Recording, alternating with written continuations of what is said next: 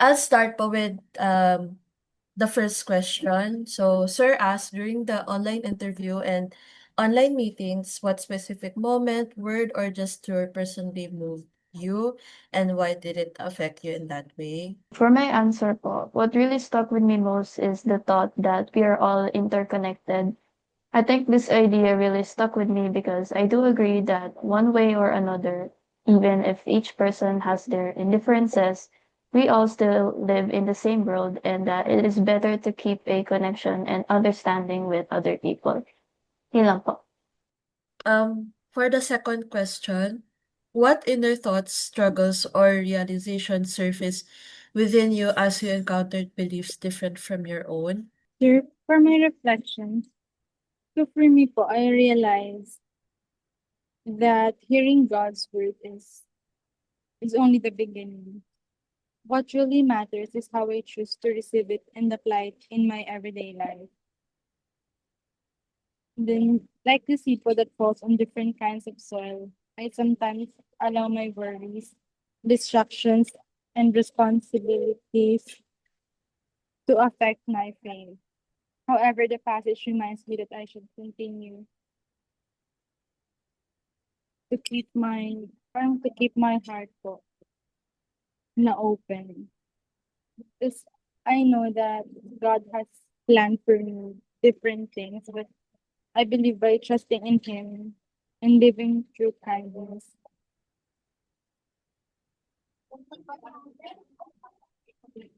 Then dun po sa during yung online interview and online meetings natin, siguro yung specific moment po na naka-affect sa akin is yung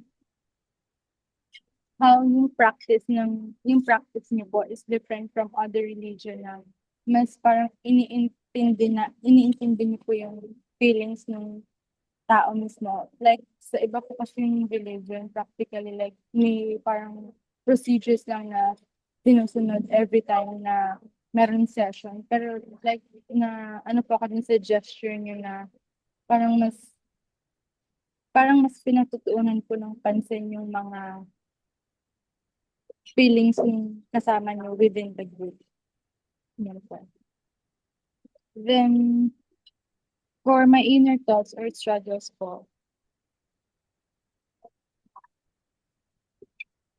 siguro yung sa inner thoughts ko po, if na-encounter ko yung na iba talaga yung belief ko as a Catholic then dun sa belief niyo na parang sa Catholic ko kasi parang yun nga parang parang may mga every time na magma-mass like may procedure lang kami ng sinusunod like reading of the gospel, homily. Then siguro ano po dun sa inyo is yung pag-intindi niyo sa feelings namin bawat isa para ma-feel din namin na parang kasama namin si God within us. Yan. Then after sa number 3 po, after practicing in the online meetings, siguro yung change po na na-feel ko is sa spiritual ko doon and sa attitude. Mas lalalim yung faith ko kay God. Then sa attitude like mas patience, mas understanding doon. Ayan po. Thank you po. Ah, maraming salamat ka, Sofia. Lahaim! Lahaim. Thank you, Ka Lahaim. Sofia. Si Kasam naman daw po. Ayan. You may unmute now.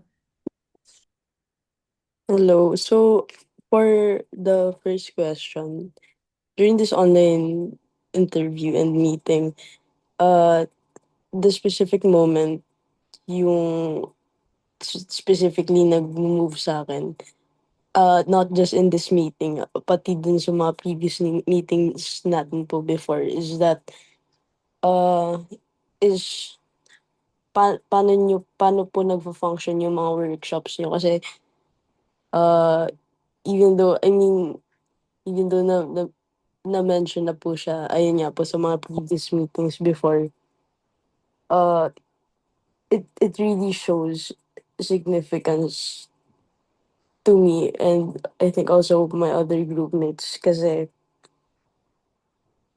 i yung workshops niyo po, it it signifies yung interconnectedness ng kahit although different yung opinions, different yung mga nakukuha yung beliefs, with those beliefs na nasi-share nyo, somehow ayun yung by sharing those beliefs, ayun yung nakakapag-connect sa ating lahat. And for the second question, um, yung inner thoughts and struggles na na-realize ko is that hindi lang iisa yung answer and somehow differences makes us closer together.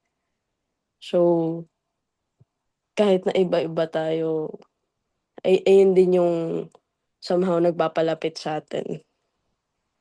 And lastly,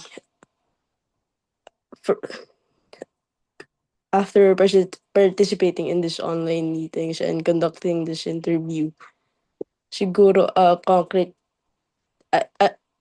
change for me sa attitude, behavior, and spiritual life ko is to be more open sa beliefs ng iba na hindi lang hindi lang yung belief ko ang tama. I realize na mali yun. I realize na I should be more open sa paniniwala din po ng iba. So, that's all. Thank you po. Hi. Yeah, hi. Thank you, Kasam. After this experience, after participating in the online meetings, I feel more encouraged and more intentional about reflecting on my thoughts. Ang nag-ano sa'kin, ang nag-concrete change nung sa spiritual life ko is that, I would say it's naging okey yung ano, yung Kabala. It was really very understanding para sa'kin and, ang pinaka-ano sa'kin dun, naka it's not purely about it's more of like, trying to understand rin naman po. And, kahit I mean ano rin po siya is almost the similar po sa ano ko, sa tinake ko pong, community group na from a Christian po. Similar, case rin po yung nangyari. Yung the way, it teaches rin and the way, um, ang pinaka-ano ko din is less judgmental thing. Kasi I would say it's it's a good thing rin naman na it's more of less traditional. It's more of like open-minded to other people rin or